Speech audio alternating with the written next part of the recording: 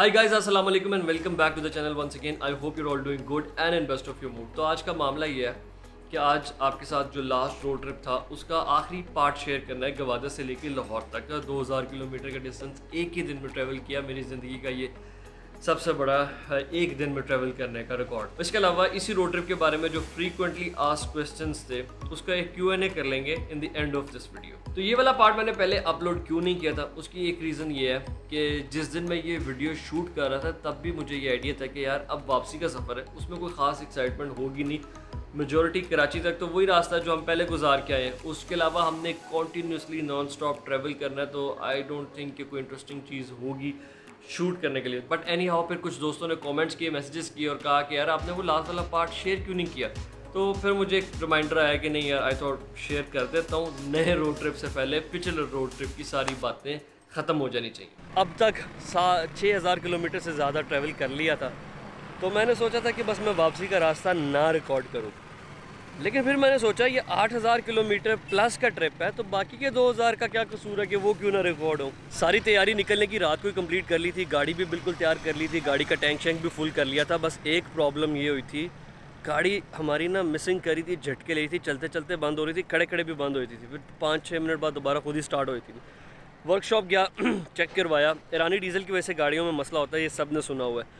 तो मैं एक वर्कशॉप पे गया, फिर दूसरी पे गया, फिर तीसरी पे गया। करते कराते मुझे एक अच्छी डीजल लेबॉर्ट्री मिल गई, डीजल मैकेनिक मिले। वो पंजाब के थे, 20 साल से यहाँ काम कर रहे थे। उनका कार्ड मैं इसलिए लिंक में अटैच कर रहा हूँ ताकि किसी को मेरे जैसा मसला बन जाए तो वो यहाँ पे उनको सोल्यूशन मिल सकता है। तो हुआ ये कि हमारे डीजल में पानी मिक्स था, और वो जब फ्यूल फ़िल्टर खोला है, डीजल फ़िल्टर खोला है, पंप खोला, पता चला उसके अंदर पानी आया हुआ था। उस बंदे ने फिर अल्लाह भला करे उनका, उन्होंने हमारा मसला आधे पौने घंटे में किसी न किसी तरह हल कर दिया है और हम वापस सफ़र शुरू करने के काबिल हो गए। तो यहाँ पे मैकेनिक्स का थोड़ा सा प्रॉब्लम होता है। मैं आपका कार्ड अटैच कर रहा हूँ। अगर आपकी गाड़ी डीजल गाड़ी है, रीवो है, फॉर्चूनर है, सर्फ है, हाईलैक्स, डाला, कोई भी इस तरह की गाड़ी है, आपको भी ईरानी डीजल की वजह से प्रॉब्लम आ सकती है। और एहतियात के साथ डीजल डालें। इनका कार्ड अटैच किया भाई का, और इजाज़ उनका नाम है, ज़रूरत पड़े तो आप उनसे ज़रूर रब्ता कर सकते हैं। 11 बजे के करीब हम लोग फिर गवादर से निकल पड़े। वापसी का रोड हमने ले लिया है। सफ़र बेशक वापसी का रास्ता था, यूजुअली जब आप किसी भी रोड से घर वापस जा रहे होते तो एक्साइटमेंट कम होती है, लेकिन नहीं, ऐसा नहीं था हमारे साथ। रोड थी ही माशाल्लाह इतनी खूबसूरत, इतनी सीनिक रोड थी। हम 2 दिन पहले इसी रोड से ट्रैवल करके आए थे, लेकिन आज भी वापस जाने की एक्साइटमेंट उतनी ही ज़्यादा थी जितनी आते हुए थी। और मुझे इस चीज़ की भी बड़ी एक्साइटमेंट हो रही थी कि यार आज हम 2000 किलोमीटर जब एक दिन में ट्रैवल करने का हमने इरादा कर लिया, कर पाएंगे या नहीं कर पाएंगे और कैसा फील होगा। गाड़ी हमने ये पहले से हमारे माइंड में प्री डिटरमिनेट था कि हमने गाड़ी रुकने नहीं देनी। तो जज्बा जो था वो फुल टाइम हाई था। अगर आपने बेशक एक दिन में चांद पे भी जाने का इरादा किया हो ना, निकलते हुए आपका जज्बा फुल चार्ज होता है। फिर वो थोड़ी देर बाद सफ़र के जो फैक्टर्स होते हैं वो डिसाइड करते हैं कि अब जज्बा किस तरफ जाएगा।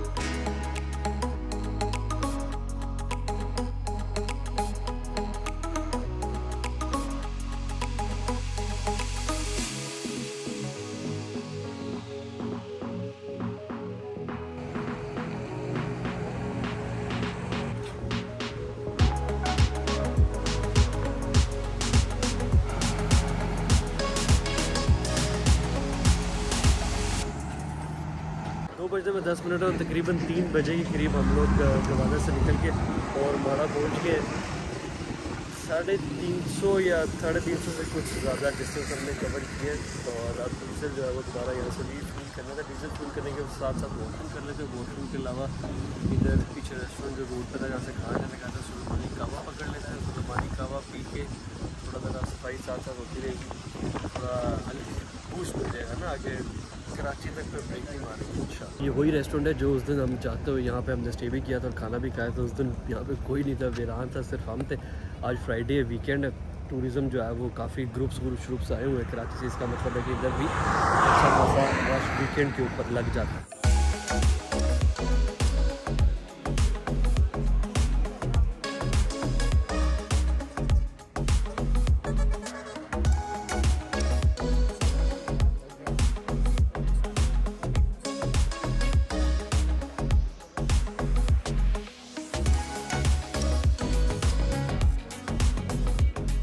फिर और माड़ा से निकलने के बाद असर का वक्त करीब आ गया। दिन में वैसे ही सबसे ज़्यादा खूबसूरत टाइम होता है, गोल्डन आवर आ जाता है, लेकिन कुदरत ने हमारे लिए और भी सरप्राइज़ रखा था।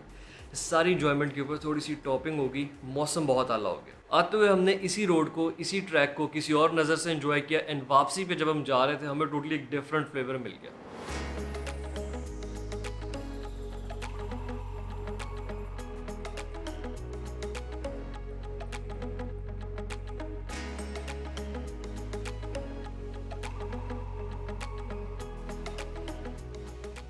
अब ये मौसम जो है ना, ये गलत हरकत कर रहा है। जाते जाते हमारे दिल को वो लालच देने के लिए ऐसे टिप्पर मार रहा है, ये बड़ी बात गलत है। इस कदर खूबसूरत सीन है, खूबसूरत चीज़ों को छोड़ के जाना मुश्किल था। इस जगह पे इससे अच्छा मौसम हम इंजॉय कर नहीं सकते थे। याद रहे कि जब ये मैं ट्रेवल कर रहा था उस वक्त विंटर्स थे, सर्दियों का मौसम था, तेज़ हवा, गहरे बादल, बारिश और रोड पे ड्राइव करने का उस टाइम पे जो एक्साइटमेंट थी ना, वो पीक पे थी। It couldn't have got any better than this. Life के one of the best driving experiences में से एक था। और आपको पता है कि वैसे ही जब मौसम अच्छा होता है तो इंसान का आउटडोर एक्टिविटीज़ का दिल करता है, और जितनी भी आउटडोर एक्टिविटीज़ हैं उनमें मेरे लिए तो ड्राइविंग बेहतरीन नशा है। So it was totally my type of moment. मुझे अफसोस भी था कि हम लोग बगैर रुके वापस जा रहे हैं, लेकिन साथ ही साथ मुझे बार बार लालच होता था किसी तरह ये वक्त, ये 2 घंटे 4 घंटे में बदल जाएं। मतलब मगरिब के अंदर 1 घंटे का टाइम रह गया, आज अल्लाह मियाँ थोड़ा सा स्लो कर दी चीज़ें, मगरिब 3 घंटे बाद हो जाएगी, रोड थोड़ी और लंबी हो जाएगी, ये वक्त थोड़ा सा ठहर जाए।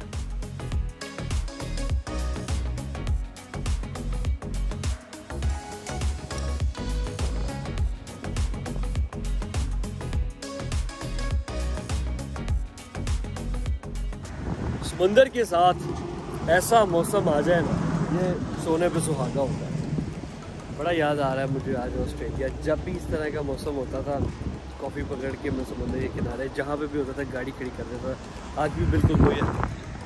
हालांकि लड़कों को वापस जाने की बड़ी जल्दी और मुझे भी है। मेरी सबसे ज़्यादा अर्जेंसी है वापस लाहौर पहुँचने की।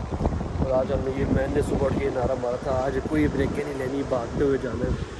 लेकिन यार ये व्यू देखो, कोई आम शायद नहीं है ना।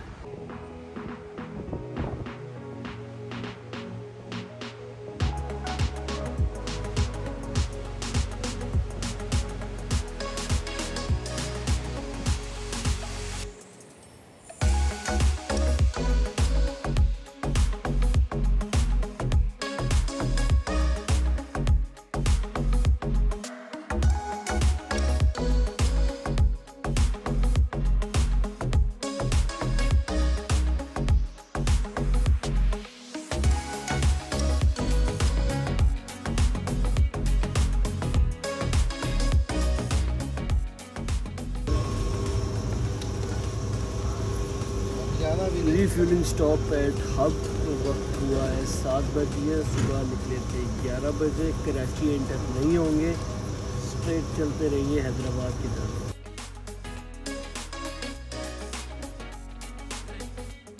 70 किलोमीटर्स बिफोर हैदराबाद स्टॉप मारा है। वैसे एक स्टॉप इससे पहले कराची हाईवे पे जब मोटर पे चढ़े थे, हैदराबाद कराची मोटर पे, तब मारा था। वहाँ से KFC पकड़ा था, लेकिन हमने गाड़ी नहीं रोकी, चलते हुए खा रहे थे सब। मैंने नहीं खाया। अब मैं ड्राइविंग छोड़ रहा हूँ गवादर से हैदराबाद तक। हैदराबाद से 70 किलोमीटर पहले तक ड्राइव मारी है। आज थकावट नहीं हुई, जज्बा बड़ा सही है, ठीक ठाक है। बस अब खाना खाएंगे। KFC खाने के बाद आ जाती है हमेशा से नींद।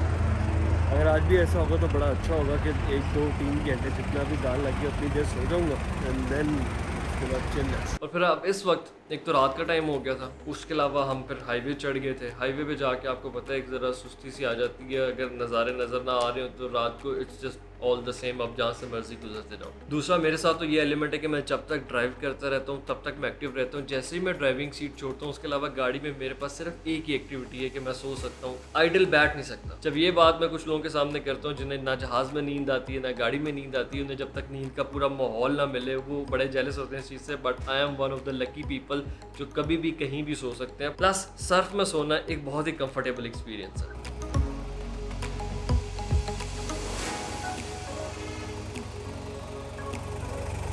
6 बजने में 10 मिनट है, हम पंजाब एंटर हो गए हैं। 7 का बाद के करीब है।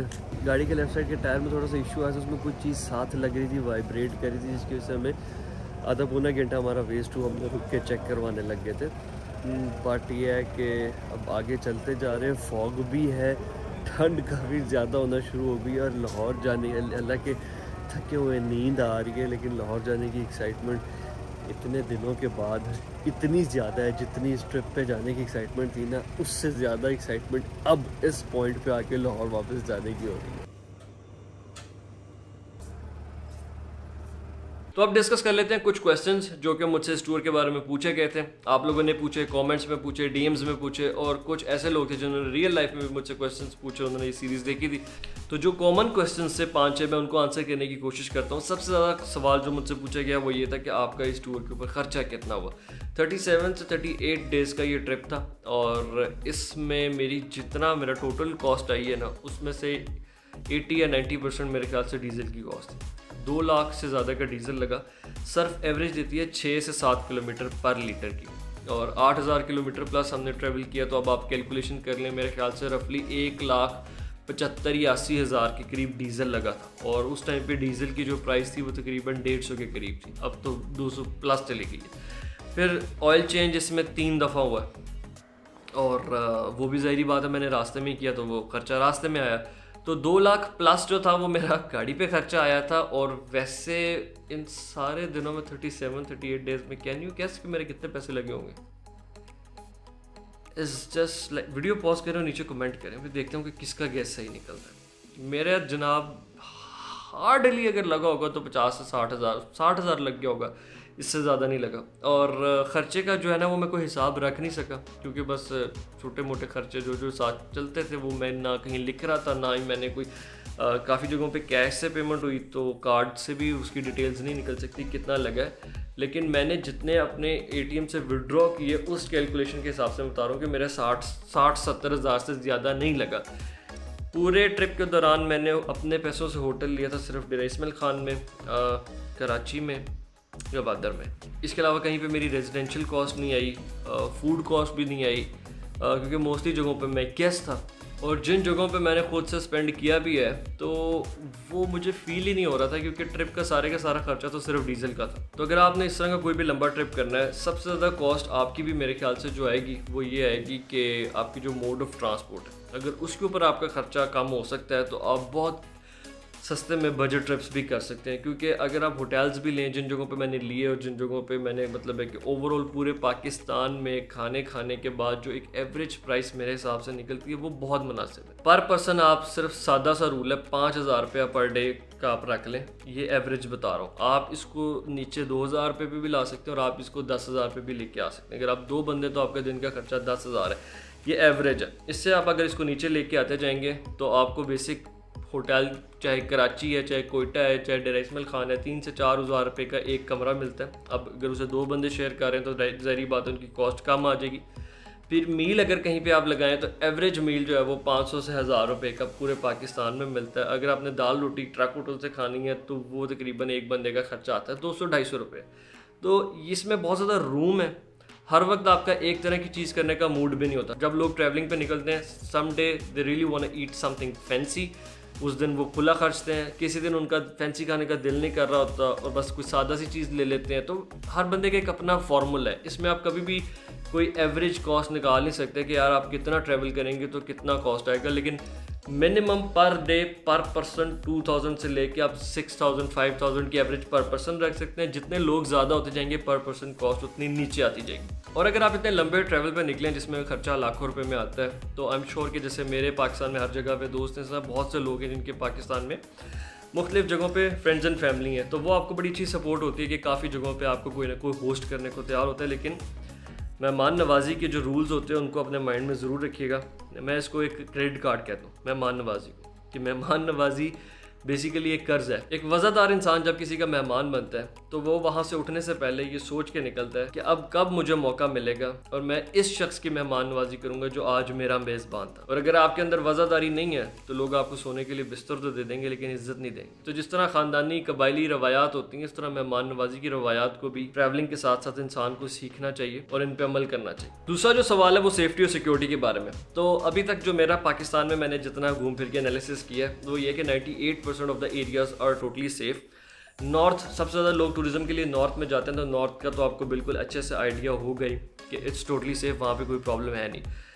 इस मेरे अगर आपने ट्रैवल सीरीज़ देखी तो आपको आइडिया होगा मैं किन किन जगहों पे गया हूँ। तो मैंने लंडी कोतल से लेके गवादर कराची लाहौर और ये स्ट्रेच मारा है, और लाहौर टू लंडी कोतल स्टार्टिंग में। तो ये वाला जो सर्कल बनता है इसमें मैंने सिर्फ 2 जगह आइडेंटिफाई की थी जो कि अभी सेफ नहीं, एक वजीरिस्तान था और एक तुर्बत और पंजगूर वाला एरिया था। इसके अलावा बाकी सारे एरियाज जितने भी हैं मेजॉरिटी सेफ़ है और कोई ख़ास प्रॉब्लम नहीं है। अब मैं कोई मशवरे नहीं दे रहा कि भाई आप वहाँ पे घूमने चले जाएं, और मतलब आई एम नो बडी, लेकिन मैं सिर्फ आपको अपना एक्सपीरियंस और अपना ओपिनियन बता रहा हूँ कि मेजॉरिटी एरिया सेफ़ है। वहाँ पे दिन में जाएं रात में जाएं कोई ख़ास इशू नहीं है। बलूचिस्तान के बारे में एक चीज़ आपने माइंड में ज़रूर रखनी है कि बलूचिस्तान को आप 2 हिस्सों में इमेजिन करें। एक कोयटा से ऊपर का एरिया जिसमें मुस्लिम बाग, किला सैफुल्ला और ज़ोब का एरिया आता है, that is called north Balochistan. ये इलाका जो है ये पश्तून बेल्ट है, इसमें तो बिल्कुल ही कोई मसला नहीं, सेफ़ है ये। फिर से डिस्क्लेमर दे रहा हूँ कि ये मैं अपना ओपिनियन दे रहा हूँ। अब किसी वक्त आज ये वीडियो 2022 में बन रही है, कल 2024 में क्या हो आई डोंट नो, बट अभी तक के पर्सपेक्टिव के हिसाब से ये एरियाज़ बिल्कुल सेफ हैं। मसलन डेरा इस्माइल खान में मैंने किसी बंदे से पूछा, मैंने कहा यार कोयटा तक का रोड कैसा है, उसने कहा बस रास्ते में कहीं रुकना नहीं और ये वो, बस उसने थोड़ा सा मुझे डरा दिया, वो शायद खुद भी कभी नहीं गया होगा। तो मेरे पास अगर अपना नॉलेज ना होता तो उसके कहने से मेरा परसेप्शन चेंज हो सकता था, but I had this idea कि इस एरिया में कोई प्रॉब्लम नहीं है। और जब फिर मैं वहाँ पहुँचा, कोयटा के दोस्तों से मिला, फिर उनके साथ मैंने ये वाला एरिया सारा ट्रैवल किया। बलूचिस्तान में मेरे तो ज़्यादातर दोस्त हैं वो सारे पश्तून हैं, मैंने इनके एरियाज़ ट्रैवल किए and they are surprisingly very safe, people are so nice, इतने ज़बरदस्त मेहमान नवाज लोग हैं। यानी कि आप अगर जा रहे हैं ज़ोब से किला सैफुल्ला जा रहे हैं और रात को आपकी गाड़ी ख़राब हो जाती है और आप रुकते हैं किसी जगह पे और आप उतर के किसी बंदे से जो साइकिल पे जा रहा है उसको कहते हैं कि यार आज मैं आपका मेहमान बनना चाहता हूँ, ना कोई जान पहचान, साइकिल पे वो बंदा जा रहा है, गरीब बंदा है, वो आपको बिस्तर भी देगा सोने के लिए, वो आपके लिए खाना भी बनाएगा और खाना भी पूरा मटन बनाएगा। कोई आम बेशक उसको रात को कर्जा लेना पड़े किसी से आपको खाना खिलाने के लिए, और ये हवाई बातें नहीं हैं, ये वो बातें हैं जो मैंने कहीं ना कहीं एक्सपीरियंस भी की हुई हैं और लोगों को करते देखा भी है, और जो मेरे इर्द गिर्द सर्कल में लोग होते हैं उनकी चीज़ें मैंने सुनी हैं। तो ये मयार है हमारे मुल्क में हॉस्पिटैलिटी का। हम चीज़ों को बहुत ज़्यादा फॉर ग्रांटेड लेते हैं, हमें अपने मुल्क में रहते हुए पाकिस्तानियों से हमारी पहचान नहीं है, हमारा तारुफ नहीं है, हमारी कदर नहीं है। मेरा बेसिकली यूट्यूब के ऊपर आके वीडियोस बनाने का मकसद भी सिर्फ ये था कि मैं जो ट्रैवल करता हूँ उसमें से पॉजिटिव एक्सपीरियंसेस निकाल के दुनिया को बाहर दिखाने का कोई शौक़ नहीं, अपने पाकिस्तानी भाइयों को दिखाने का शौक़ है कि यार हम जब खुद अपनी चीज़ों की कदर नहीं करेंगे तो बाहर वालों ने क्या कर देना। वैसे भी बाहर वालों से मुझे टूरिज़म पॉजिटिव वे में जो पाकिस्तान, इसकी कोई ज़रूरत नहीं। जब पाकिस्तान को खुद समझ आ जाएगा कि हम कितने पॉजिटिव हैं, जब हम अपने आप को चीज़ समझने लग जाएंगे तो rest of the world is just here to follow. उनके सोचने ना सोचने से कोई फ़र्क नहीं पड़ता। जब हमारा अपना नैरेटिव अपने बारे में चेंज हो जाएगा तो दुनिया भी हमें वही समझेगी जो हम खुद को समझते हैं, और अभी भी दुनिया में वही समझती है कि जो हम खुद को समझते हैं। Beggars can't be choosers. फिर उसके अलावा जो साउथ वाला बलूचिस्तान का पार्ट है जिसमें खुजदार के और दूसरे ये पंजगूर वाला तुर्बत वाला रास्ता है टू द कोस्टल लाइन, ये बलोच बेल्ट है और यहाँ के लोग भी बहुत ज़बरदस्त है, बहुत अच्छे हैं। लेकिन अनफॉर्चुनेटली यहाँ पे अभी सिक्योरिटी कंसर्न हैं। आप जब भी यहाँ ट्रैवल करें लेटेस्ट अपडेट्स ज़रूर चेक करें, या लॉ एंड ऑर्डर वाले जो महकमे किसी न किसी से कंसल्ट कर लें। मैं जब कोयटा से जा रहा था गवादर तो मुझे एडवाइस किया गया था कि पंजगूर वाला और तुर्बत वाला रास्ता सेफ़ नहीं था, और उसका रिज़ल्ट भी यही निकला कि जब मैं लाहौर वापस पहुंचा हूँ एक अनफॉर्चुनेट टेररिस्ट अटैक हुआ था तुर्बत में, और वो मेरी ट्रैवल डेट्स के काफ़ी करीब था। तो वो वाला एरिया बलूचिस्तान का मैं कहूँगा कि सेफ़ नहीं है, और फाटा में जो है वो वज़ीरिस्तान का एरिया सेफ़ नहीं है। गवादर से लेके कराची तक coastal highway is just like cantt या डिफेंस, वो इतनी मतलब हेविली वो गार्डेड है, वहाँ पे पोस्ट्स हैं और गाड़ियाँ फिर रही हैं, मोबाइल्स हर वक्त वहाँ पे। टोटल आपको सेफ़ और सिक्योर सीन है जिस टाइम पे मर्जी ट्रैवल करें। लेकिन अगेन फिर वही बात है, आपने अपनी ड्यू डिलीजेंस यूज़ करनी है जब आपने अपना ट्रैवल प्लान बनाना है, क्योंकि ये चीज़ें डे टू डे एक्टिविटीज़ के ऊपर वेरी कर रही होती हैं। अब कोरोना एजेंसी को मैं कहता हूँ कि सेफ़ है, लेकिन जब मैं गया था मुझे नहीं जाने दिया गया था। रीज़न कि वही जो डे टू डे की अपडेट्स होती है ना, कि मौके के ऊपर जो सिचुएशन चल रही है उसकी बेस के ऊपर मेरा जाना सेफ़ नहीं था। वैसे वो ओवरऑल एरिया सेफ़ है, बाद में मैं दोबारा अब जा सकता हूँ। फिर यार ये है कि बलूचिस्तान रिकमेंडेड है जाना, मैं कहता हूँ ज़रूर जाना चाहिए। बलूचिस्तान एक वो जगह है जहाँ पे आप ट्रैवल करते हैं तो आपको सही ट्रैवलिंग वाली फ़ील आती है। एक हिडन जगह है ना। कोई भी चीज़ जो आपने मीडिया पे बहुत ज़्यादा नहीं देखी, जिसके बारे में आपने बहुत ज़्यादा नहीं देखा सुना, आपको मज़ा ही वहाँ जाने का आता है जब आप नई चीज़ें देखते हैं, नए तौर तरीके देखते हैं, लोग देखते हैं, और आपको लंबे लंबे रोड ट्रिप्स वाली फील आती है कि बीच में कितना कितना एरिया खाली आ रहा है, 200-250 किलोमीटर के स्ट्रिप आ रहे हैं, कुछ भी नहीं है। तो it's totally a different world. Majority पाकिस्तानियों ने बलूचिस्तान जो है वो ज़ाहिर बात है नहीं देखा हुआ, और उसके बारे में कुछ वीडियोज़ वगैरह या उनको इन्फॉर्मेशन भी नहीं है। आई मस्ट से कि अगर आपको ट्रैवलिंग का शौक है, Balochistan is a must do thing, आप उसको ज़रूर ट्रैवल करें। सिर्फ आपने अपनी आइटेनरी थोड़े ध्यान से बनानी है, लोकल्स के साथ कंसल्ट करके बनानी है, और सिक्योरिटी के ऑर्डर को थोड़ा सा चेक करके बनाएंगे। बलूचिस्तान के बहुत ज़्यादा मसाइल जो हमें सुनाए जाते हैं, एक्चुअली में वो सिचुएशन नहीं है पॉलिटिकल। मुझे लगता है कि जितने भी प्रॉब्लम्स हैं वो सारे एड्रेसेबल इश्यूज हैं, और हम जो दूसरे सूबों के लोग जब बलूचिस्तान से अपना इंटरेक्शन बढ़ा देंगे, और बलूचिस्तान के लोग दूसरे सूबों के साथ ज़्यादा इंटरेक्शन करेंगे, आना जाना ज़्यादा होगा, तो हमारे प्रॉब्लम्स और टेंशन भी कम होंगे। हम एज अ नेशन एक दूसरे के लिए ज़्यादा कंट्रीब्यूट कर देंगे। बलूचिस्तान में टूरिज़्म बिल्कुल ना होने के बराबर है। सिर्फ लोकल टूरिज़्म है, कोयटा के लोग या जोब के या लोरलई के लोग जैसे ज़ियारत जा रहे हैं, या कराची के कुछ लोग आ रहे हैं, लेकिन जब पूरे पाकिस्तान से लोगों का वहाँ आना जाना बहुत ज़्यादा हो जाएगा, तो वहाँ पे नई चीज़ें डेवलप होंगी, फैसिलिटीज़। तो देखें तब तक इंफ्रास्ट्रक्चर तब तक आता नहीं ना जब तक लोगों का फ्लो नहीं आता। तो Balochistan is a must do thing, and I से कि कोई भी बंदा जिसे ओवरलैंडिंग का ड्राइविंग का शौक है पाकिस्तान में, उसको तो वो ज़रूर करना चाहिए। फिर एक और क्वेश्चन है कि यार इस तरह की ट्रिप्स के लिए गाड़ी किस तरह की होनी चाहिए। मैं समझता हूँ कि कोई भी गाड़ी हो, डजेंट मैटर, किसी भी किस्म की गाड़ी हर तरह मतलब हर जगह चली जाती है। सिर्फ आपके पास या तो अगर सेडान है तो बहुत लग्जरी सेडान ना हो, क्योंकि फिर उनकी कॉम्प्लिकेशन आती है। सबसे ज़्यादा प्रॉब्लम ये है कि फ्यूल आपको बहुत सी जगहों पे अच्छी क्वालिटी का नहीं मिलता। अब ये नहीं है ना कि आप मर्सिडीज़ में निकल जाएं पूरे पाकिस्तान के चक्कर लगाने, वो प्रॉब्लम यही आती है कि बलूचिस्तान में तो आपको अच्छा फ्यूल मिलेगा नहीं है। करोला जो है वो मैं समझता हूँ सेडान्स के अंदर बहुत अच्छा ऑप्शन है, या फिर आपके पास सुजुकी की कोई भी गाड़ी है तो Corolla is like ground clearance अच्छी है, सस्पेंशन अच्छी है, ऑलराउंडर है, ऑन द गो कार है, कहीं भी जा सकते हैं, हर चीज़ लकड़ अज़म पत्थर अज़म बेसिक है, ईजी है, मतलब रिकमेंडेड गाड़ी है। बाकी है कि सेडान्स फिर बेशुमार हैं, आप कई गाड़ियों का नाम ले सकते हैं। जब जाना हो तो आप फिर हर गाड़ी के जाने के जुगाड़ निकाल लेते हैं। अगर आपके पास SUV है फिर तो बहुत अच्छा है। अब SUV के अंदर भी यही सीन है कि यार जितनी गाड़ी पुरानी या बेसिक होगी ना, उतना आपको पीस ऑफ माइंड होगा। हालांकि लोग पुरानी गाड़ी को देख के डर जाते हैं कि यार आप इस पर इतने लंबे सफ़र कैसे करते हैं, लेकिन मैं उन्हें कहता हूँ कि भाई हमने तो ली ही इस तरह के कारनामों के लिए ये गाड़ी। अब एग्जाम्पल आपको देता हूँ कि हमारे पास जो दूसरी गाड़ी है लैंड क्रूज़र, उस पर हम लोग ट्रैवल करते हैं तो उसमें 4-5 चीज़ों के कंसर्न होते हैं माइंड में। सबसे पहली चीज़ ये है कि उसके फ्यूल का बहुत ज़्यादा ख्याल रखना पड़ता है। उसे हम अच्छे और फ्यूल पे चलाते हैं, हाई ऑक्टेन पे चलाते हैं, वो हर जगह पे नहीं मिलता। दूसरी बात यह कि जितनी हाई टेक मॉडर्न SUV होगी उतनी उसकी टेक्नोलॉजी सोफिस्टिकेटेड होगी। आपको हर वक्त सेंसर्स की टेंशन लगी रहेगी, फलानी चीज़ ना कहीं फुड़क जाए। तो you have to be very careful, and if it breaks down तो उसका सोल्यूशन हर जगह पे अवेलेबल नहीं होता। वेयर एज जब हमने सर्फ ली थी वो इसी माइंड से ली थी कि यार अगर सर्फ कहीं पे बंद होती है ना, तो जो बंदा ट्रैक्टर ठीक करके उसको ऑन कर सकता है वो सर्फ को भी ऑन कर सकता है। इतनी वो खोता गाड़ी है। अभी जैसे सर्फ का प्रॉब्लम आया गवादर के अंदर, बैड फ्यूल की वजह से उसमें बहुत ज़्यादा इशू आए, लेकिन गाड़ी ने चलना बंद नहीं किया, गाड़ी खड़ी नहीं हुई। यही अगर मॉडर्न इंजन होता, रिवो का होता, चलो 1GD होता, उसका कोई ना कोई सेंसर उड़ जाता, तो जब तक वो गाड़ी फिर रिकवरी पे बैठ के कंप्यूटर तक ना जाती उसका कोई सोल्यूशन नहीं हो सकता था। लेकिन बेसिक गाड़ियों का इसीलिए आप देखते हैं कि बहुत से जो ओवरलैंडर्स हैं उन्होंने पुरानी जीपें FJ40, 60 सीरीज़, 70 सीरीज़, 80 सीरीज़, ये सारी गाड़ियाँ इसलिए रखी हुई हैं कि बैक टू द बेसिक उनका पर्पज सिर्फ ट्रैवलिंग है। मॉडर्न गाड़ियाँ are very good, they are very capable, but they are very expensive. अब अनफॉर्चुनेटली हमारे मुल्क में क्रूज़र 2-2.5-3 करोड़ रुपये का आता है। अब 2-2.5-3 करोड़ रुपये की गाड़ी पे आप ऑफ रोडिंग कर रहे हैं। ऑफ रोडिंग एक ऐसी चीज़ है जिसमें कोई मसला हो तो वो आपकी पूरी की पूरी गाड़ी छोटी सी गलती की वजह से उलट भी सकती है। ना मसला हो तो 10 साल आप ऑफ रोडिंग करते रहें, आपको कभी खराश भी नहीं आएगी।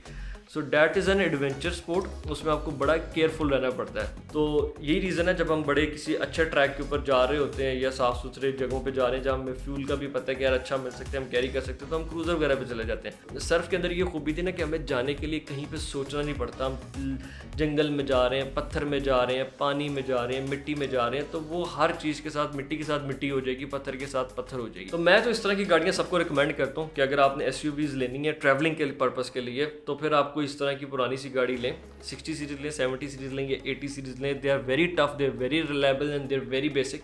इन गाड़ियों का एक और ये फ़ायदा है कि अब आप जा रहे हैं फॉर एग्जांपल के बलूचिस्तान में आप किसी जगह जा रहे हैं बिल्कुल इंटीरियर में, अब एक सर्फ काले शीशों वाली जा रही है, कराची नंबर प्लेट बंदा लाहौर का बैठा, अब इसमें वो बिल्कुल लोकल सी मिक्स हो जाती है, हर जगह पे वो मिक्स हो जाती है, आपको लगता नहीं कि कोई बाहर का बंदा आया हुआ है। वो बलूचिस्तान में तो बलूचिस्तान की लग रही है, नॉर्थ में तो नॉर्थ की लग रही है, सिंध में तो सिंध की लग रही है।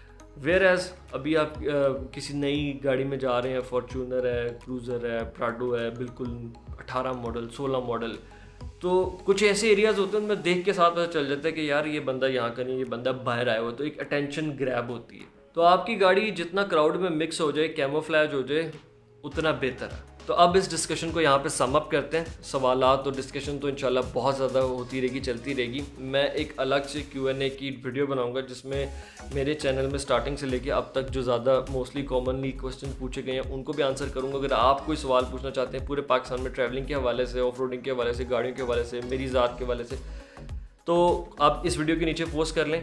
इंशाल्लाह तकरीबन 30,000 सब्सक्राइबर पे हम पहुंचने वाले हैं। 30,000 सब्सक्राइबर के करीब पहुंच के ही हम Q&A की वीडियो बनाएंगे। सोचा था मैंने 10,000 पे बनाऊंगा, लेकिन उसके बाद फिर 10 भी गुजर गया, 15, 20, 25। अब इंशाल्लाह 30,000 पे अब पहला Q&A करेंगे। जितने आपके सवाल आते हैं आप नीचे पोस्ट कर दें। ज़रूरी नहीं है सवाल आते हैं, अगर आप कुछ कहना भी चाहते हैं तो वो आप नीचे पोस्ट करें। और ट्रैवल रिलेटेड जितनी भी डिस्कशन है, आइडियाज़ हैं, उन चीज़ों को डिस्कस करने के लिए हम हर वक्त बेताब होते हैं। And that is what we are all here for. Thank you so much. अपना ख्याल रखिएगा। Take care. अल्लाह हाफ़िज़।